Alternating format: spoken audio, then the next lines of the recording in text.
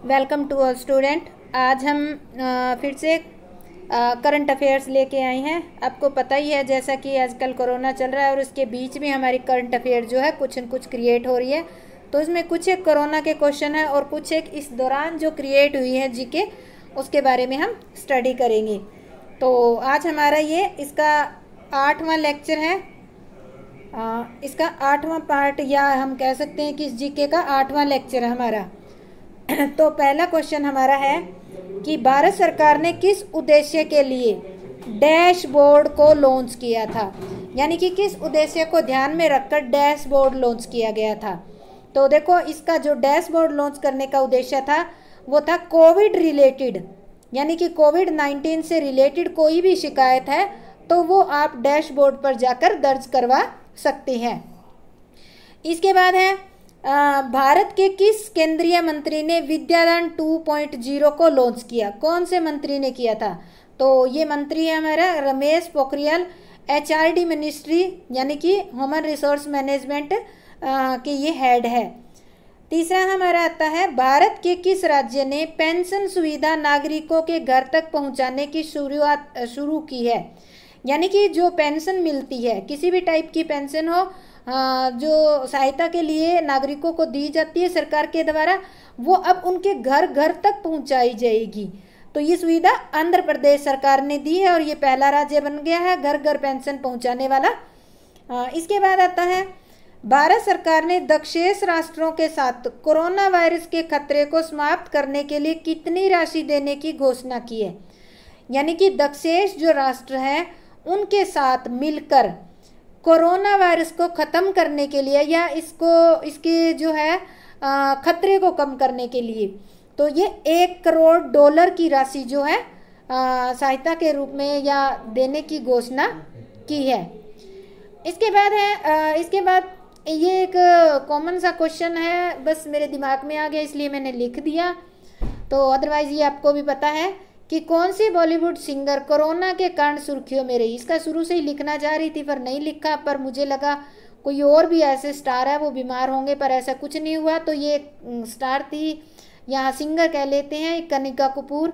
ये इसको पहली बार, यानी कि जो आपकी बॉलीवुड फैमिली है उसमें पहली बार इसको कोरोना हुआ फर्स्ट, और अब ये ठीक हो गई है। इसके बाद आता है कोविड-19 वैक्सीन का प्रथम मानवीय परीक्षण किस पर किया गया। पहली बार जो परीक्षण है वो किस पर किया गया? जेनिफर हॉलर नाम की जो है कोई मानवीय यानी कि महिला है उस पर किया गया, और ये किसके द्वारा किया गया? अमेरिका की एक कंपनी थी जो इससे रिलेटेड दवा बना रही थी, उसने इसके ऊपर परीक्षण किया है। अब आता है किस मंत्रालय ने समाधान अभियान की शुरुआत की। समाधान से समझ सकते हो कि आप किसी प्रॉब्लम जो है उसका सॉल्यूशन, समाधान का मतलब ये समाधान कोई एक अभियान नहीं है। देखो ये जो है समाधान, ये हमारा सेकंड चरण का। इसमें बता दूं कि इससे पहले कौन सा आया था। इससे पहले जो था वो उन्नत भारत अभियान था। समाधान से पहले उन्नत भारत अभियान था, और फिर इसका ही उन्नत भारत अभियान का ही ये नया संस्करण है समाधान। अब आता है कि समाधान इसमें किया क्या जाएगा। इसमें जो स्टूडेंट होते हैं, स्कूल कॉलेज और यूनिवर्सिटी के स्टूडेंट होते हैं वो जुड़ते हैं, और जो ग्रामीण इलाके में जो भी समस्याएं होती हैं, या हम कह सकते हैं कि इसमें केवल स्कूल कॉलेज और यूनिवर्सिटी के नहीं, जो IIT NIT होती है इनके साथ भी इनके स्टूडेंट जो है ग्रामीण इलाके के अंदर जो समस्याएं आती हैं उनका समाधान किस तरीके से, यानी कि टेक्निकल तरीके से किया जा सके, उसके बारे में एक टाइप की ये अभियान लगाकर एक चैलेंज हम कह सकते हैं इसको, कि ये एक चैलेंज है कि जो भी समस्या है उसका समाधान किस तरह से करना है। तो ये एक चैलेंज को ही अभियान का रूप दिया गया है, यानी कि समाधान। देखो कोई चीज़, कोई प्रॉब्लम आती है तो वो एक चैलेंज होता है कि उसको किस तरह से सोल्व किया जाए। तो ये शुरुआत की थी मानव संसाधन विकास मंत्रालय के द्वारा, जिसको हम शॉर्ट में HRD ह्यूमन रिसोर्स डेवलपमेंट भी कहते हैं। इसके बाद है 8वां आता है हमारा भारत के किस वैज्ञानिक को विश्व खाद्य पुरस्कार मिला 2020 का। ये कौन से का है? 2020 का। देखो ये विश्व खाद्य पुरस्कार है, खाद्य से रिलेटेड है और ये वर्ल्ड लेवल का पुरस्कार है। ये आपका परमानेंट जीके का क्वेश्चन बन गया इस साल के लिए। तो ये जो हमारा है व्यक्ति था मृदा वैज्ञानिक, मृदा मतलब जो मिट्टी का परीक्षण करने से रिलेटेड जो वैज्ञानिक होते हैं उनको, और इनका नाम था डॉक्टर रतनलाल। तो इनको ये विश्व खाद्य पुरस्कार मिला है। इसके बाद आता है कि एक क्वेश्चन और है, कई बार ये आने के चांसेस है क्योंकि इसके ऊपर कुछ थोड़ा सा हुआ है अभी कोर्ट में। आरक्षण क्या है, क्या एक मौलिक अधिकार है या कानून है? इसके ऊपर किसी ने कोई डाला था कि किसी बच्चे को कोई आरक्षण नहीं मिला था किसी कारण से, या सीटें आरक्षित नहीं की गई थी कहीं किसी संस्थान के अंदर, तो उन्होंने एक रिट डाली थी सुप्रीम कोर्ट में कि ये हमारा मौलिक अधिकार है। तो सुप्रीम कोर्ट ने क्या किया, उसको सुनवाई करते हुए खारिज कर दिया और कह दिया कि जो आरक्षण है वो एक मौलिक अधिकार नहीं है बल्कि वो एक कानून है। तो अब आरक्षण क्या है? कानून है जो लागू किया गया है। इसके बाद आता है आईसीसी ने इंडियन क्रिकेट कंट्रोल जो है या इंडियन क्रिकेट, इन्होंने जो है खेल के नियमों में क्या बदलाव किए। अब जो 2020 यानी कि ये कोरोना चल रहा है ना, कोरोना को ध्यान में रखते हुए इन्होंने खेल के नियमों में बदलाव किए हैं। तो कौन से बदलाव किए हैं? इन्होंने बदलाव किया है कि खिलाड़ी गेंद को चमकाने के लिए लार का इस्तेमाल नहीं करेंगे। किसका? जो थूक लगाकर गेंद को चमकाते थे, तो अब ऐसा नहीं करेंगे। और ऐसा करना देखो क्योंकि खिलाड़ी चुपके से लगा भी सकते हैं, तो इसका सारा जिम्मा यानी कि इसकी ध्यान किसको रखना है? जो अंपायर होता है उसको ध्यान रखना है। पहले वो खिलाड़ी को चेतावनी देगा, अगर उसके बाद भी वो बार बार नहीं मानता है, ऐसे ही करता है, तो क्या किया जाएगा? टीम को चेतावनी दी जाएगी। तो ये एक नया और बहुत बड़ा बदलाव हुआ है। इसके बाद आता है बिजली के क्षेत्र में समझौता भारत का किस देश के साथ हुआ है? बिजली क्षेत्र, तो ये समझौता जो है डेनमार्क के साथ हुआ है।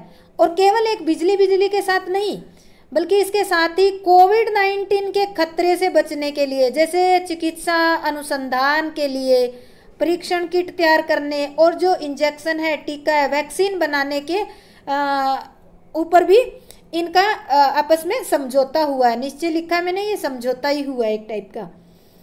इसके बाद आता है, देखो अब जून चल रहा है और हम बात कर रहे हैं, तो इसका भी जो महीने के जो भी इम्पोर्टेंट डे हैं वो हमें साथ साथ याद हो जाएंगे। तो विश्व पर्यावरण दिवस कब मनाया जाता है, किस तारीख को मनाया जाता है? तो ये 5 जून को मनाया जाता है।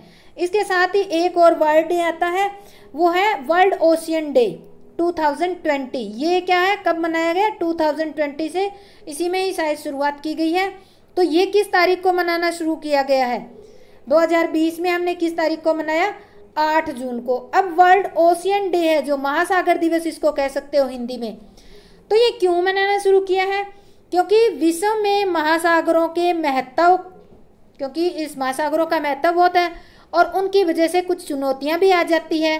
तो इसके महत्व और इसकी जो चुनौतियां हैं, इसके बारे में लोगों को जागरूक करने के लिए, विश्व में जागरूकता फैलाने के लिए ये दिन महासागर डे मनाया गया है। तो देखो अब ऐसा क्यों किया जाए? क्योंकि बहुत सारी फैक्ट्रियां वगैरह है, उनका कचरा है, उसमें डाल देते हैं, केमिकल्स बह जाता है, तो समुद्री जीवों को नुकसान होता है। तो इसी कारण जो है ये जागरूकता लाने के लिए ये डे मनाया गया है। इसके बाद आता है, ये बहुत ही इम्पोर्टेंट क्वेश्चन है। क्यों है? क्योंकि ये पहला है, ठीक है। तो ये है रिचर्ड डॉकिंस अवार्ड से किस पहले भारतीय को सम्मानित किया गया? रिचर्ड डॉकिंस अवार्ड, तो ये जो है जावेद अख्तर, हमारे देश के एक कवि हैं। यहाँ पे देखो ये लिखा हुआ पहला भारतीय है, ये जावेद अख्तर को दिया गया है। और किस कारण से दिया गया? कई बार आ जाता है कि ये अवार्ड जो है जावेद अख्तर को दिया गया, तो उनकी किस उपलब्धि के कारण दिया गया? तो वो अपनी जो भी कविता या जो भी लिखते हैं, तो उसमें वो उनके एक तो तर्कसंगत विचार होते हैं, दूसरे वो धर्मनिरपेक्षता पर खुलकर बोलते हैं, तीसरा मानव विकास के लिए भी खूब बोलते हैं, इसके बाद वो मानवीय मूल्यों को भी ज़्यादा अहमियत देते हैं। इन सब कारणों को देखते हुए ये अवार्ड उनको मिला है। इसके बाद है प्रधानमंत्री नरेंद्र मोदी ने 20 लाख रुपए के आर्थिक पैकेज की घोषणा करते समय किस पर बल दिया। यहाँ पे बल है भी, किस पर बल दिया, कौन सी बात पर बल दिया था, आपको ध्यान हो तो। आपने अगर न्यूज़ सुनिया तो उन्होंने 4L पे ध्यान दिया था। किस पे? 4L। अब आता है कि 4L क्या है? लैंड, लेबर, लिक्विडिटी और लो। इन 4 बातों पर उन्होंने बल दिया था। अब इससे रिलेटेड ही 1-2 क्वेश्चन और कर लेते हैं। चलो, तो प्रधानमंत्री ने भारत को आत्मनिर्भर बनाने के लिए कितने और कौन से स्तंभ बताए थे? ये क्वेश्चन जो आत्मनिर्भर भारत है, इससे रिलेटेड आपका इस क्यूज के अंदर एक क्वेश्चन पक्का आएगा। तो कितने बताए थे स्तंभ और कौन कौन से थे, ये भी आपको ध्यान में रखना है। तो देखो 5 स्तंभ बताए थे। कितने बताए थे? 5 स्तंभ बताए थे। पहला जो स्तंभ है वो है अर्थव्यवस्था। अब अर्थव्यवस्था की मैंने कुछ लिखा है क्योंकि मोदी जी ने ये बोला था कि हमें इंक्रीमेंटल चेंज नहीं लाना है, क्वांटम जंप लगाना है। क्वेश्चन इस तरह से आ जाता है, क्वांटम जंप कि आत्मनिर्भर जो इन्होंने बताया है भारत, इसमें कौन से स्तंभ से रिलेटेड है? तो ये अर्थव्यवस्था से रिलेटेड है। इस क्वेश्चन के अंदर आपके 4-5 क्वेश्चन बनते हैं। इसके बाद है बुनियादी ढांचा, अर्थव्यवस्था। व्यवस्था का मतलब है कि हमारी व्यवस्था किस पर आधारित होनी चाहिए? तकनीकी पर आधारित होनी चाहिए। लोकतंत्र कैसा होना चाहिए? हमारा जो लोकतंत्र है वो वाइब्रेंट लोकतंत्र होना चाहिए, डेमोक्रेसी होनी चाहिए। वाइब्रेंट डेमोक्रेसी जो होती है वो किसी देश की क्या होती है? ताकत होती है। और 5th इन्होंने बताया मांग, यानी कि देश के अंदर डिमांड और सप्लाई क्या होनी चाहिए? व्यवस्थित होनी चाहिए। दोनों चीजें व्यवस्थित होनी चाहिए। तो इसमें आपके 4-5 क्वेश्चन बनते हैं। इसके बाद आता है कि किस अंतर्राष्ट्रीय संस्थान ने पहली बार नर्सिंग स्टेट रिपोर्ट जारी की है? ये जो नर्सिंग जो एक प्रोफेशन होता है, नर्स जिसको आप कहते हो, जो हॉस्पिटल में डॉक्टर के साथ जो काम करते हैं, तो नर्स के नाम से आप पहचाने जाते हो। तो पहली बार कोई एक ऐसा अंतर्राष्ट्रीय संस्थान है जिसने कोविड-19 में इनके इम्पोर्टेंट रोल को देखते हुए रिपोर्ट जारी की है, और वो संस्थान है WHO। या फिर आप ये भी कह सकते हो कि WHO ने किसके बारे में सबसे पहले स्टेट रिपोर्ट जारी की है? पहली स्टेट रिपोर्ट। तो ये आप दूसरा आंसर इसमें नर्सिंग भी दे सकते हो। इसके बाद एक क्वेश्चन और है, प्रधानमंत्री द्वारा घोषित आत्मनिर्भर भारत अभियान के तहत 4थे चरण की घोषणा किसने की? ये मैंने 4थे ही चरण का नाम लिख दिया। वैसे 5 चरण थे हमारे, 5 स्तंभ थे ना आत्मनिर्भर भारत के, वो 5 स्तंभ थे, वही 5 चरण थे। और इन 5 की घोषणा किसने की थी? वित्त मंत्री निर्मला सीतारमण ने। तो मैंने ये यहाँ पर लिख दिया चौथे की बजाय यहाँ पर 5 लिख सकते हो आप, 5 चरण। ठीक है, यहाँ पर 5 चरणों की घोषणा किसने की? क्योंकि प्रधानमंत्री जी ने तो आत्मनिर्भर भारत अभियान के बारे में थोड़ा सा बता दिया था, पर डिटेल में जो है वो वित्त मंत्री निर्मला सीतारमण ने बताया था। पर अगर आ जाती है बात 4थे चरण, चलो हम 4था चरण लिख दिया है, तो हम बात करते हैं कि 4थे चरण किससे रिलेटेड है। तो ये जो 4था चरण था वो बहुत इंपॉर्टेंट था और संरचनात्मक सुधारों से रिलेटेड था ये। इसके बाद आता है आत्मनिर्भर भारत अभियान के लिए आर्थिक के 5वें चरण में मनरेगा के लिए कितने रुपए का आवंटन हुआ? ये के नहीं है अभी, सॉरी, आर्थिक पैकेज है ये,